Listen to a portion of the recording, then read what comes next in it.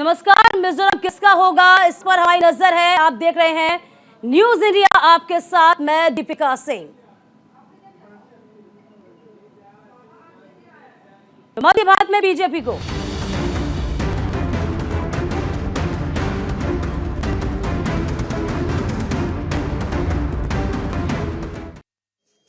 मध्य भारत में बीजेपी को बड़ी जीत मिली है। वहीं मिजोरम की हम बात करते हैं तो वोटों की गिनती अभी जारी है। रुझानों में मिजोरम पीपल्स मूवमेंट को बड़ी जीत मिलती दिखाई दे रही है। बात मिजो नेशनल फ्रंट की कर लेते हैं तो 11 सीटों पर सिमरी दिख रही है। सीएम जोरमथंगा फिलहाल 2000 मतों से पीछे चल रहे हैं, जबकि राज्य के उप मुख्यमंत्री चुनाव हार के हैं। आज इसी मसले पर हमारे साथ चर्चा करने के लिए पूरा गेस्ट पैनल मौजूद है, जिनसे हम मिजोरम में जेडपीएम की जीत और जोरमथंगा की शिकस्त पर लगातार बात करेंगे। तो आपको बता दें कि वोटों की गिनती लगातार जारी है, लेकिन लगातार हमारी नजर इस बात पर हम बात करते हैं कल के चुनाव की। कल जिस तरीके से रिजल्ट आया, बीजेपी किस तरीके से शानदार जीत दर्ज की हुई थी, उसके बारे में हम लगातार सबको ये भी बता रहे हैं कि न्यूज इंडिया पर अपडेट सुबह से ही आप तक पहुंचा रहा है। किस तरीके से मिजोरम में 40 सीटों पर वोटों की गिनती चल रही है। जोरम पीपल्स मूवमेंट में रुझानों में बहुमत की बात की जाए, 26 सीटों पर जेडपीओ को बढ़त मिली। मिजो नेशनल फ्रंट 11 सीटों पर आगे, बीजेपी 2 और कांग्रेस 1 सीट पर आगे है।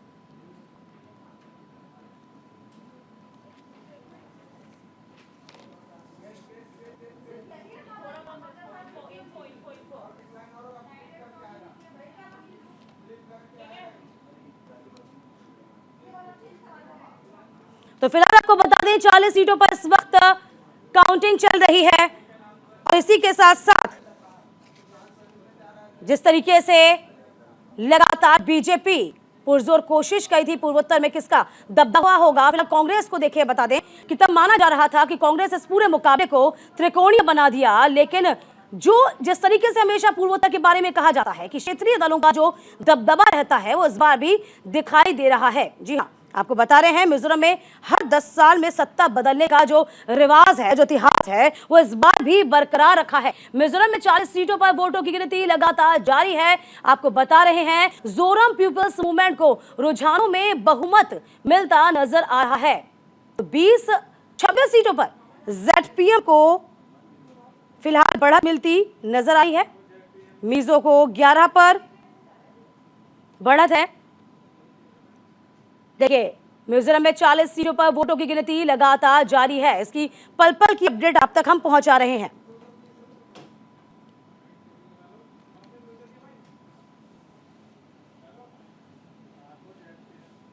देखिए कहा यह भी जा रहा है कि कांग्रेस 1 पर और कहीं ना कहीं 3 सीट पर भाजपा बढ़त बनाए हुए है। तमाम अतिथि मेरे साथ मौजूद हैं, उनका रुख कर लेते हैं। सुनील कौशिक जी हैं वरिष्ठ पत्रकार, आदेश भारद्वाज जी प्रवक्ता कांग्रेस से हैं, साथ ही आलोक वत्स जी हैं बीजेपी से। आप तीनों का बहुत बहुत स्वागत है। सुनील कौशिक जी, सबसे पहले आप ही के पास आ जाती हूं मैं। क्या लगता है यहाँ पर जिस तरीके से पूर्वोत्तर में चीजें बदलती हुई नजर आ रही हैं? पहले कहा जा रहा था कांग्रेस और कहीं ना कहीं जो 2 क्षेत्रीय दल हैं जिसमें जेडपीएम है और कहीं ना कहीं इन तमाम बीचों के मिजो नेशनल फ्रंट में, और ये कड़ा मुकाबला हमें देखने को मिला था। लेकिन देखिए वही बात रहती है, क्षेत्रीय दलों का जो दबदबा है इस बार भी कायम रहा। इसे कैसे देख सकते हैं?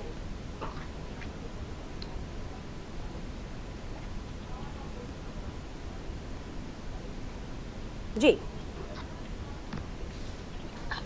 आलोक जी, तक आपको आवाज पहुंच पा रही है? सुनील जी, आवाज पहुंच पा रही है आप तक मेरी?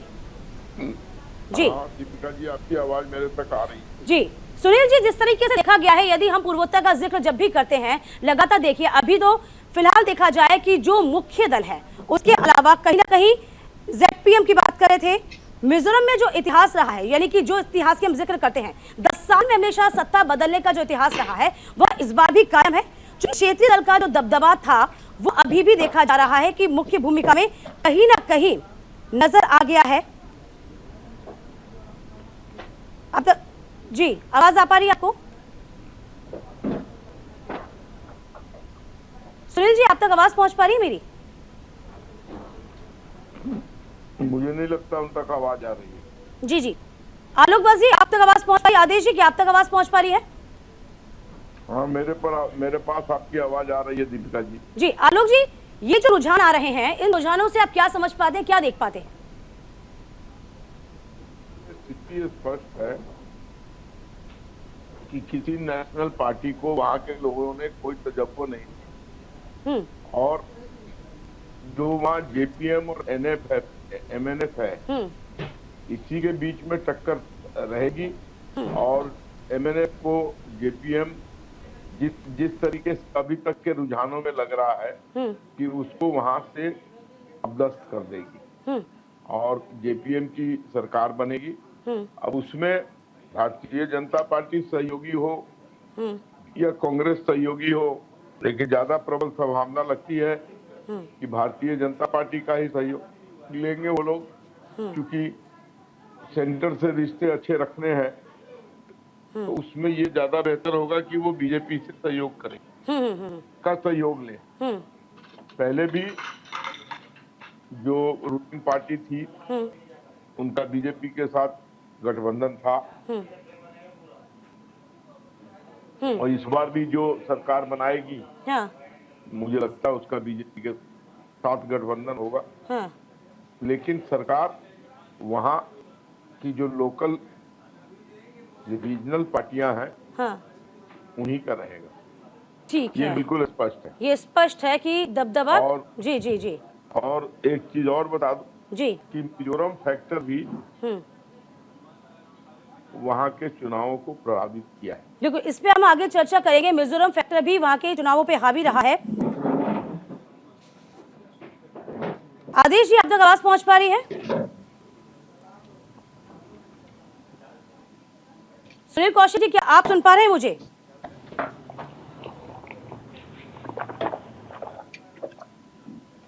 तो फिलहाल देखिए आलोक जी, आप ही के पास आ जाती हूँ, क्योंकि अभी दोनों हमारे जो अतिथि हैं उनसे हम जोड़ने की कोशिश कर रहे हैं।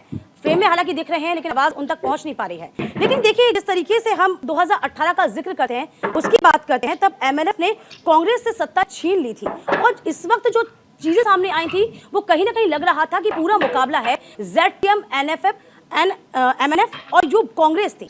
कांग्रेस ने आके इस पूरे मुकाबले को त्रिकोणीय बना दिया था। लेकिन बीजेपी जो थी, बीजेपी कहीं नजर नहीं आ रही थी।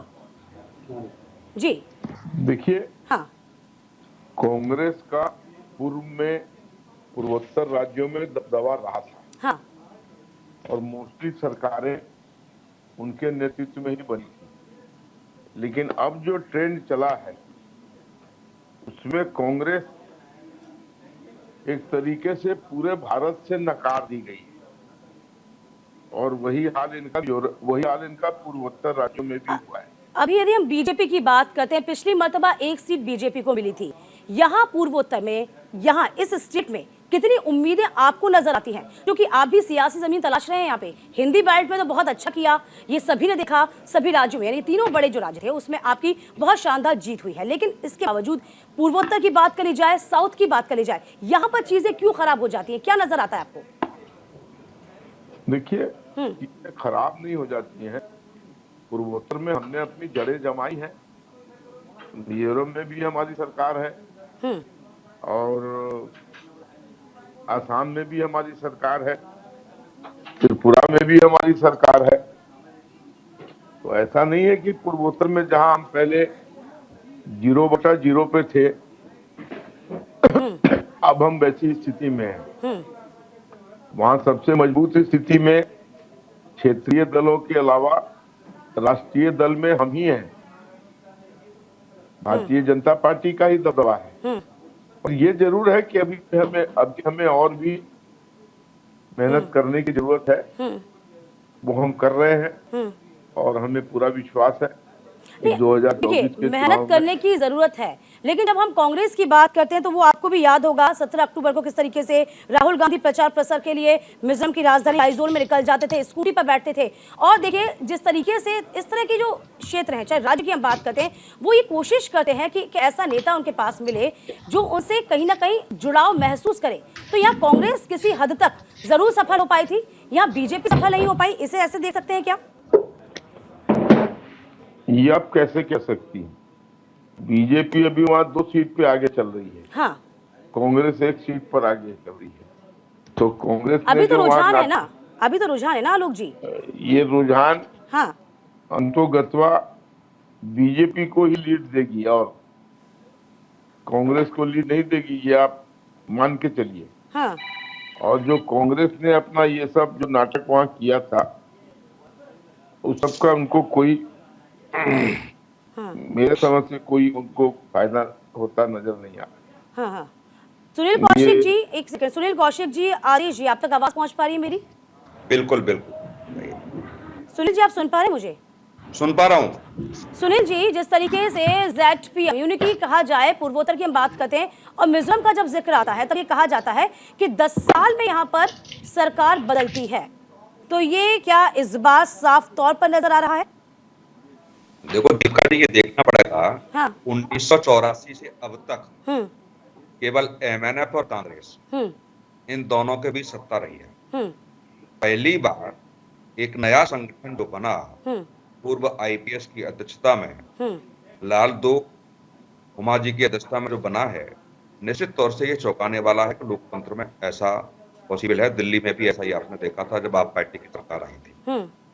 बहुत पुराना राजनीतिक संगठन नहीं है। और जो मणिपुर हिंसा है और जो म्यांमार में के बीच में जो शरणार्थियों को लेकर के बार बार जो मुद्दे उठते रहे हैं, ये दो इनके मुद्दे रहे हैं। तो निश्चित तौर से JPM सरकार बनाने की स्थिति में है, ये तो रुझान है, लेकिन ऐसा लग रहा है मुझे JPM की सरकार बनने की, क्योंकि MNF और कांग्रेस बहुत दूर हो गई। या सत्ता में सहभागी हो सकती है, ज्यादा सीटें आएंगी तो BJP हो सकती है, नहीं है तो पूर्ण बहुमत के आसार मुझे लगता है दिख रहा है। तो ऐसी स्थिति में कांग्रेस और MNF और BJP को आईना दिखाने का काम एक ऐसे राजनीतिक संगठन ने किया है, तो निश्चित तौर से बेरोजगारी, भ्रष्टाचार और आतंकवाद जो वहाँ है, नक्सलवाद की जो घटनाएं हो रही हैं, म्यांमार बगल का राज्य है, जिस तरीके से वहाँ घटनाएं देखने को मिलती है कि बार बार शरणार्थी हजारों की संख्या में वहाँ प्रवेश करते हैं और हर महीने कहीं न कहीं गोलीबारी होती है। ऐसी स्थिति में एक IPS का राजनीतिक संगठन बनाकर लोकतंत्र में ये संदेश देने का काम उन्होंने किया कि सरकार अब कैसे चलाई जाएगी। लोगों ने, मिजोरम की जनता ने विश्वास किया है पूर्व IPS ने जो नया राजनीतिक संगठन तैयार किया है, क्या वास्तव में जो ये घटनाएं, कांग्रेस के लिए भी चुनौती बन गया ना, क्योंकि कांग्रेस के हाथों पिछली बार इससे सत्ता चली गई थी, MNF ने सीधे सत्ता को अपने पास रख लिया था, आयु छीन लिया था इसे कहा जाए, और 10 साल का जो इतिहास था वो कहीं ना कहीं कांग्रेस को इस बार लग रहा था कि उनके पास चली जाएगी, लेकिन जो नया दल ZPM है उसने यहाँ पर बाजी मारी। आदेश जी, आप सुन पा रहे हैं मुझे? आदेश जी, आप तक आवाज पहुंच पा रही है? आदेश जी, आप अनम्यूट कीजिए। सुन पा रहे हैं आप? आदेश जी, आप अनम्यूट कीजिए, तब तक आपकी आवाज पहुंच पाएगी। आप बोल रहे हैं लेकिन आवाज आ नहीं रही है। अनम्यूट कीजिए आदेश जी। चलिए, संपर्क साधने की हम कोशिश करेंगे आपसे वापस से। सुनील जी, क्या लगता है यहाँ जो बड़े और मुख्य मुद्दे हैं, जिसमें शरणार्थियों का मुद्दा है ही, मणिपुर हिंसा का जिक्र किया गया था, मणिपुर हिंसा भी कहीं ना कहीं मिजोरम को जरूर प्रभावित करती नजर आई है। यहाँ की जनता की हम बात करते हैं, क्योंकि ईसाई बहुल्य क्षेत्र है, अलग तरह के लोग होते हैं, सीधे साधे लोग होते हैं, तो यहाँ पर कौन से मुद्दे इनको समझ में आ पाते हैं? और बीजेपी की बात आगे से करेंगे कि बीजेपी कहाँ यहाँ पर मात फिलहाल खाती हुई नजर आई, क्योंकि पिछली बार एक ही सीट उनके पास खाते में आई थी, हालांकि अभी बढ़त बनाई हुई नजर आ रही है। तो मुद्दे कौन कौन से हावी और नजर आते हैं आपको? देखो BJP जिस तरीके से वहाँ तैयारी कर रही थी, हाँ इस बार आशा लग रहे थे कि BJP बहुत कुछ अच्छा कर सकती है, लेकिन जो हाल फिलहाल के दिनों में जो घटनाएं हुई मणिपुर में और म्यांमार को लेकर के ठीक वोटिंग से पहले जो घटनाएं हुई, निश्चित तौर से मुझे लगता है कि वहाँ का वोटर, वहाँ का जनमानस इस बात को लेकर के माना होगा कि BJP कंट्रोल करने में असमर्थ है। क्योंकि जब बॉर्डर के जो प्रदेश होते हैं वहाँ केंद्र सरकार की बहुत अहम भूमिका होती है। नक्सलवाद के जो छोटे छोटे ग्रुप, छोटे छोटे समूह जिस तरीके से हथियार उठा करके जनमानस को परेशान करने और वहाँ पर तस्करी और तमाम ऐसी चीजें हैं जिनको बढ़ावा देने का वो प्रयास करते हैं। कभी कभी ऐसा भी होता है कि बाहर की सरकारें, चाइना पे कई बार आरोप लगता रहा है, उनको कूटनीतिक तरीके से संरक्षण वो देता आया है। तो ये नक्सलवाद तो कम हुआ देश में, ऐसा नहीं, पूर्वोत्तर के राज्यों में लगभग 70% में नक्सलवाद खत्म हुआ है, लेकिन जो तत्काल की जो घटनाएं हुई मणिपुर में और म्यांमार को लेकर के, उससे निश्चित तौर से मुझे लगता है कि ऐसा लगा होगा कि अभी एक कंट्रोल एक IPS ही कर सकता है। जी जी जी, चलिए मैं आपके पास लौटती हूँ सुनील जी। आदेश जी मेरे साथ जुड़ गए हैं। आदेश जी, देखिए पिछली बार का हम जिक्र लगातार इस बार भी कर रहे हैं, क्योंकि एमएनएफ ने कांग्रेस से सत्ता छीन ली थी, और यदि हम जेडपीएम की बात करते हैं, नया दल है और ये कांग्रेस के लिए भी बड़ी चुनौती, कैसे देखते हैं आप इसे? दीपिका जी, अभी तो शुरुआती रुझान है, सच्चाई ये है, लेकिन ग्राउंड पे जो रिपोर्ट थी, जो लोग गए थे, उनका आकलन और हमारा यही था कि हम यहाँ पे अच्छा करेंगे। तो हमें आशा है कि अभी शुरुआती रुझान अच्छा करेंगे, ऐसी बात नहीं है जो है। चलिए हम देखते हैं, अभी शुरुआती रुझान है। आलोक वत्स जी, जिस तरीके से सुनील जी भी कह रहे थे कि यहाँ पर जो मणिपुर की हिंसा है वो उसका सीधा सीधा इफेक्ट पड़ा, मणिपुर जिस तरीके से जला, शरणार्थियों का मुद्दा एक था, लेकिन मणिपुर का जलना, ये असर मिजोरम में कहीं ना कहीं कर गया असर, और इसका खामियाजा बीजेपी भुगत रही है। हालांकि आप कह रहे हैं पिछली मरतबा एक सीट थी, अभी रुझान में आगे जरूर दिखाई दे रहे हैं, लेकिन जीतने की उम्मीद तो हम लगा ही नहीं सकते। तो यहाँ पर इसका खामियाजा क्या बीजेपी ने भुगता?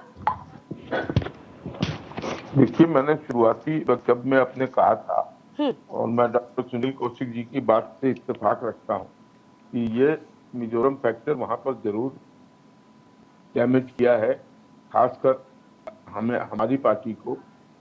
और लेकिन फिर भी कांग्रेस के मुकाबले तो बेहतर प्रदर्शन अभी तक करते नजर आ रहे हैं, और हमें उम्मीद है कि हम कम से कम 2, 4, 5 सीट तक जाएंगे। जैसे हम तेलंगाना में हमने सीट 2 से बढ़ा के हम ले गए 9 तक, तो हमें लगता है यहाँ भी हम सीट बढ़ाएंगे। सीट बढ़ाने की उम्मीद, हाँ, तेलंगाना फैक्टर ने अगर किसी को डैमेज किया है, तो सबसे ज्यादा हमारी पार्टी को डैमेज किया है। ठीक है, इसमें भी कोई दो मत नहीं। आपकी पार्टी को सबसे ज्यादा डैमेज किया है। आदेश भारद्वाज जी, आप सुन पाए, चूंकि बहुत आखिर में आप जुड़े थे, बहुत संक्षेप में आपसे और समझ लेते हैं, यहाँ कितनी आपको नजर आ रही पूर्वोत्तर में? देखिए, 3 राज्यों की हार, हालांकि तेलंगाना में आपका दबदबा रहा, सबने देखा, लेकिन यहाँ भी कोई उम्मीद खास नजर नहीं आ रही है। इंतजार आपको और मिजोरम में करना होगा। आदेश जी। दीपिका जी, देखिए, इस तरह के हालात बीजेपी की सरकार थी यहाँ पे, और आसाम में भी बीजेपी की सरकार थी।